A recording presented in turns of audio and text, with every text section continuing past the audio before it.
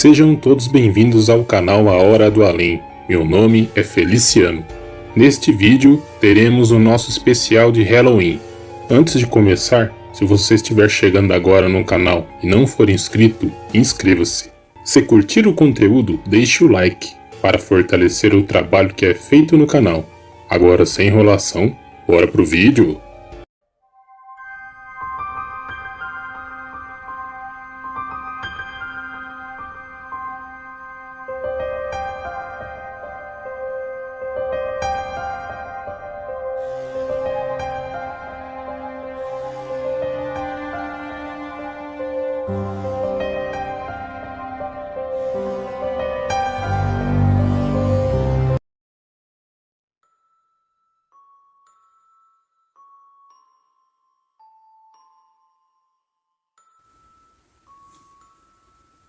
Meu nome é Davi, e essa história aconteceu comigo, minha irmã Cida e alguns primos, na nossa adolescência, em 1997. Moramos em Limeira, São Paulo, mas nossos avós moravam em um grande sítio em Joanópolis.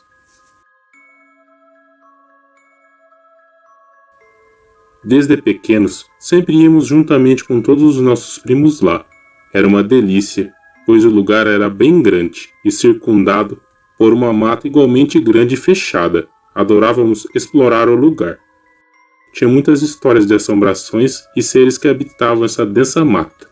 Dizia-se que tinha até uma pequena cabana no interior dela, que morava um velho muito mal encarado, que nunca ia para a cidade e raramente saía da mata. Vivia do que plantava e comia, e que odiava ser incomodado. E era extremamente agressivo com quem chegasse perto demais de sua cabana. Segundo os mais velhos, há anos ninguém mais via esse senhor. Achavam até que talvez ele tinha morrido dentro da velha cabana, mas nunca ninguém foi lá conferir. Era uma sexta-feira de Halloween. Estava toda a família reunida.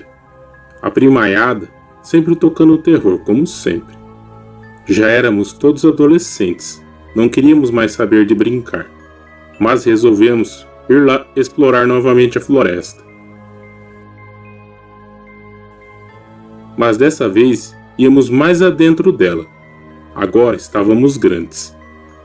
Não tínhamos mais medo e nem acreditávamos nessas besteiras de contos de horror. Resolvemos que, para tudo ficar mais assustador, iremos entrar na mata no final da tarde. Nós estávamos em 7 pessoas. Foram eu, minha irmã, 2 primas, mais 2 primos e o filho de um funcionário do meu avô, que também era nosso amigo, o Júlio. Nós nos conhecíamos desde criancinhas. Ele era pouca coisa mais velho que nós. Para nos sentirmos mais seguros, o pai do Júlio, seu Jair, insistiu para que ele levasse uma espingarda e um sinalizador, pois tinha relatos de uma onça muito grande que rondava os sítios, matando os animais à noite. Usaríamos isso para espantá-la caso a gente desse de cara com ela, e em último caso a espingarda, para a nossa proteção, caso ela nos atacasse ou algo do tipo. Era 16 horas da tarde. Adentramos a mata. Levamos lanternas e alguns lanches.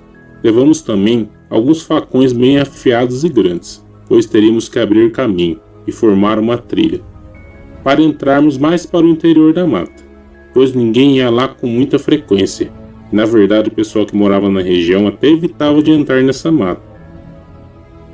Meus avós mesmo não gostaram muito dessa ideia de a gente ir lá, ainda mais ao anoitecer. Nós nos sentimos os desbravadores. Então fomos e entramos na mata. Eu ia na frente, as meninas atrás, junto delas o Júlio com a espingarda e meu outro primo por último. Logo que entramos, nós começamos a nos sentir observados. Mas ninguém tinha falado nada até então, até para não parecer que estava com medo perante aos outros. Eu não disse nada. A mata era bem densa, mas também existiam muitas clareiras dentro dela. Andamos por mais ou menos 1 hora e meia. Por mais que era apenas por volta de 17h30 e o sol ainda estava brilhando no céu, o interior daquele matagal estava bem escuro, com exceção de algumas clareiras que apareciam nos caminhos. Andamos por mais alguns metros e resolvemos descansar um pouco. Eu resolvi me aliviar em uma moita, a alguns metros de onde estávamos. Avistei de longe aquela cabana, bem velha, no meio do mato. Parecia estar abandonada. Logo eu assimilei a história daquele velho perturbado que morava no meio da mata. Voltei aonde o pessoal estava e falei para eles que nós deveríamos ir conferir. Todos aceitaram. Posso afirmar com toda certeza que essa foi a pior decisão que tomamos em nossas vidas. Fomos chegando mais perto. O Júlio logo de cara notou várias carcaças e esqueletos dos animais que foram atacados nos sítios. Porque uma onça iria trazer essas carcaças para o meio da mata, ainda mais para o redor de uma cabana. São animais que às vezes têm hábitos noturnos e evitam contato com humanos. Era muito estranho ela trazer suas presas para perto de uma cabana, e ainda mais provavelmente habitada. Notamos que tinha muitas linhas cortadas e arrumadas ao lado da velha cabana de madeira. Era uma cabana de madeira bruta. A cabana também era elevada uns 80 centímetros do chão. Chegamos mais perto das janelas e notamos que realmente morava alguém ali. Lá dentro, parecia não estar abandonado. Mas no momento não tinha ninguém lá. A minha irmã teve a brilhante ideia de entrar no local. Entramos, eu e meu primo. A porta estava aberta. Era um lugar até que limpo. Era somente um pouco bagunçado, mas parecia que tinham saído às pressas de lá.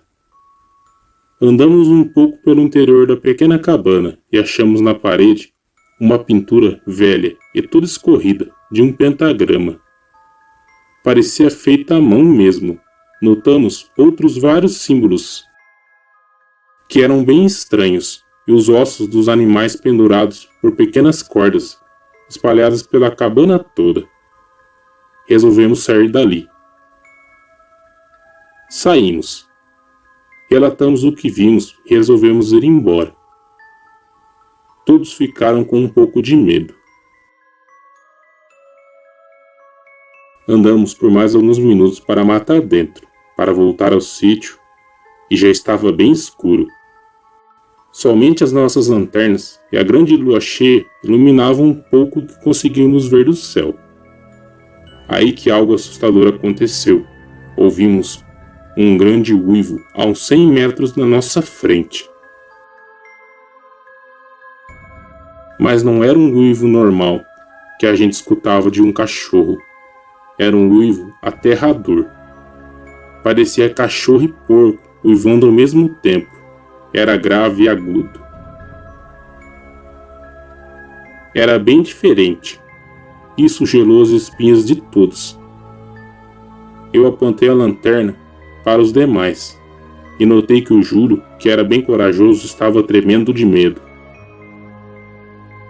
Dava para notar que a espingarda balançava, com o cano apontado para o chão. Então, escutamos algo correr na mata em nossa direção. Demos meia volta e disparamos em direção à velha cabana. No caminho escutamos um estampido. Júlio havia atirado em direção ao que estava correndo atrás de nós. Chegamos todos cansados, esbaforidos, à pequena varanda da cabana e entramos com a porta e tudo para dentro. Fechamos a porta com um trinco grande que tinha e movemos alguns móveis em direção a ela, para ficar mais segura. Aí aquela coisa se joga com tudo na porta, mas não consegue abrir. A cabana toda treme com o impacto. Isso percebemos que aquilo era bem grande e muito forte. Fomos verificar as janelas e a porta do fundo, que estavam todas fechadas. Empilhamos mais móveis para dificultar que aquilo entrasse. O terror tomou conta da gente. As meninas estavam todas chorando. Aquela coisa rondava a cabana e dava uivos aterrorizantes. Escutávamos aquilo farejar o ar. Aquela coisa entrou debaixo da casa e ficava rosnando ferozmente para a gente. O Júlio a todo momento apontava a espingarda para o chão, aonde aquele ser ia andando debaixo da casa. Se tentasse destruir e entrar por aquele chão de madeira já meio podre, ele atiraria. Os barulhos cessaram.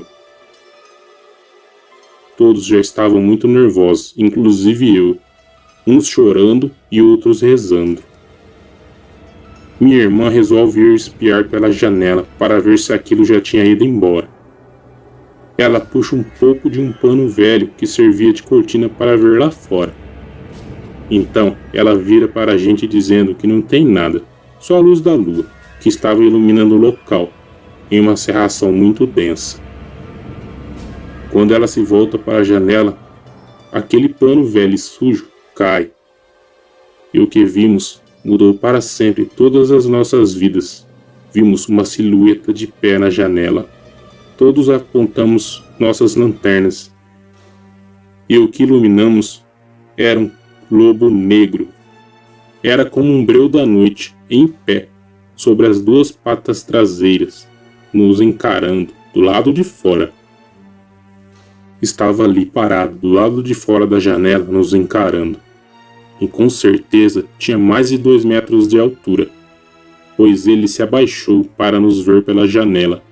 Aquele par de olhos vermelhos como brasa do inferno, aquela boca enorme, escancarada, mostrando seus dentes. Ele colocava suas grandes mãos peludas pela janela. Aquelas garras nos cortariam no meio, como uma faca afiada corta um papel. Ele rosnava e forçava a janela para entrar. Nisso Júlio chega mais perto e dispara 2 vezes contra ele. Uma acertou, em cheio no ombro. Ele sai correndo, uivando, bem alto. Depois disso, obstruímos todas as janelas também. Agora nossas dúvidas infelizmente estavam confirmadas. Aquele ser era um lobisomem. Passaram alguns minutos e ele voltou. Aquela coisa resolveu tentar entrar de uma maneira diferente, por cima da casa. O cão, em um só pulo, foi parar do chão ao telhado da cabana. Escutamos o estrondo do peso dele cair por cima. Ele estava arrebentando as telhas. Júlio deu 2 tiros em direção ao telhado. Acho que não acertou, mas pelo menos espantou ele de lá de cima, pois escutamos um barulho de algo bem grande e pesado pulando no chão. O tempo foi passando e já era por volta de 20h30 da noite. E pior, Júlio agora só tinha uma bala. Se aquela coisa entrasse, o tiro teria que ser certeiro, ou todos nós viraríamos comida de lobisomem. Nós torcíamos para os adultos que eles tivessem saído em nossa procura, que tivessem sentido nossa falta, pois com certeza que aquilo iria tentar entrar, e era iminente. Se eles demorassem muito, talvez até fosse tarde demais, quando e se eles nos encontrassem. Dito e feito, ele retornou. Ficava dando voltas pela cabana, às vezes andando, às vezes correndo. Rosnava muito alto. Às vezes se jogava nas paredes da cabana tentando entrar. Parecia que estava nos testando. Queria nos assustar para ver se saíamos correndo de lá de dentro. Não era apenas um monstro bestial, como sempre dizem que é. Talvez o mais único, o grande predador natural de nós humanos. E para chegar nesse nível, teria que ser muito esperto também. Mais tarde, escutamos vozes, vindo de longe, chamando nossos nomes. Dei uma espiada pela janela e vi luzes no meio da mata. Até que enfim nossas preces foram ouvidas. Minha irmã disse: Vieram atrás de nós, gente. Nós teríamos que fazer com que eles nos ouvissem, pois vai que eles passavam reto pela cabana. Começamos a gritar dentro da casa, mas com certeza eles não iriam nos ouvir. Aquela casa de madeira bruta, velha e grossa, abafava nossos sons. Então Júlio teve a ideia de correr para fora, para ir atrás dos adultos, afinal, não estavam tão longe. Talvez desse tempo para chegar a eles. Mas como ir lá para fora com aquela coisa nos rondando? Teríamos que atrair ela para trás da cabana, para dar tempo deles sair correndo pela frente. Na hora, era a única ideia que tivemos, então resolvemos fazer. Antes que as pessoas que estavam nos procurando nos deixassem ali e se afastassem de nós. O plano era alguém atrair o lobisomem para trás da cabana e o outro correr em direção à mata, e o terceiro ficar dando cobertura com a espingarda, com a única bala que tínhamos. Sim, era uma missão suicida. Então resolvi tomar a frente e me alistar para sair correndo. Eu era o mais magro, corria bem. Mas o mais importante, ninguém sabia portar uma espingarda, a não ser o Júlio. A mira dele era ótima também. Júlio se prontificou a ficar na janela da frente, e eu na porta. E o restante foram para a janela da cozinha. Iriam gritar para atrair a atenção daquele cão infernal. Foi quando aconteceu. Quando começaram a gritar, sentimos o lobo correr em direção à parte de trás. Nisso, eu abri a porta da frente e saí correndo, portando apenas aquele sinalizador. Quase na metade do caminho, eu escuto gritarem lá de dentro, que o lobo percebeu a porta da frente se abrir e estava indo em minha direção. Então eu olhei para trás e vi aquela coisa cortando o caminho por cima da casa e pulando no chão. Começou a correr atrás de mim, pelas patas traseiras, e logo se jogou no chão, com as 4 patas para ganhar velocidade. Gritei como um louco para que os adultos nos ouvissem, mas aquela coisa me alcançou e pulou por cima de mim, na minha frente. Se levantou novamente nas patas traseiras. Era-me o fim. Eu caí de costas no chão. Ele iria dar o bote e acabar comigo. Mas antes disso, eu apontei o sinalizador e atirei nele. Por sorte, o sinalizador atingiu aquela boca escancarada. Nisso, o Júlio saiu correndo para a soleira da porta da frente e atirou. Acertou o peito do monstro. Aquele ser, mesmo engasgado com o projétil do sinalizador, assim que recebeu o impacto da bala, soltou um urro assustador. Com esse barulho, todos os homens vieram correndo em nossa direção. Vieram da mata. A besta em pé estava a uns 2 metros de mim, quando ela nota toda a movimentação, e logo sai correndo e entra mata dentro. Fomos resgatados e nos levaram embora. Ninguém acreditou na nossa história. Falaram que a gente estava inventando, ou foi o medo das histórias que ouvimos que nos fizeram ver coisas.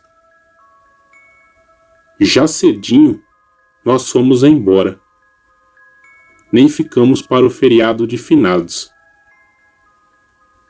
Alguns dias se passaram e a minha avó ligou para minha mãe, falando que encontraram aquele velho que morava na mata, morto, perto de um pântano. Ele estava nu, tinha perfurações, deu um tiro no ombro, um no peito e a boca toda estava queimada. Ou seja, agora sim acreditaram na nossa história. Resolveram enterrar o velho lá no meio da mata, sem avisar a polícia, pois poderiam acusar a gente de homicídio, pois quem acreditaria que aquele homem era um lobisomem e teria nos atacado, e que nós apenas teríamos nos defendido. Também queimaram aquela velha cabana, talvez para apagar qualquer vestígio da nossa presença lá. Mas uma coisa é certa, nunca mais fomos visitar nossos avós naquele sítio. Depois daquele maldito dia, Tive fortes crises de ataque de pânico por conta das horas de terror que passamos. Demorou anos para cessarem. Ano que vem, eu irei tentar ir visitar meus avós, se tiver coragem. Mas uma coisa eu sei, que noite terrível de Halloween.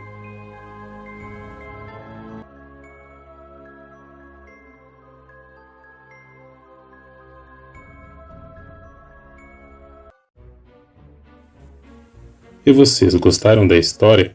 Deixe nos comentários. Obrigado, Eric, pelo texto enviado. Eu gostaria de agradecer a cada um de vocês. Vocês estão nos ajudando muito. Se vocês gostarem, compartilhem o vídeo, deixem um like. Também gostaria de mandar um abração para todos vocês inscritos do canal, nossos amigos, nossos canais parceiros.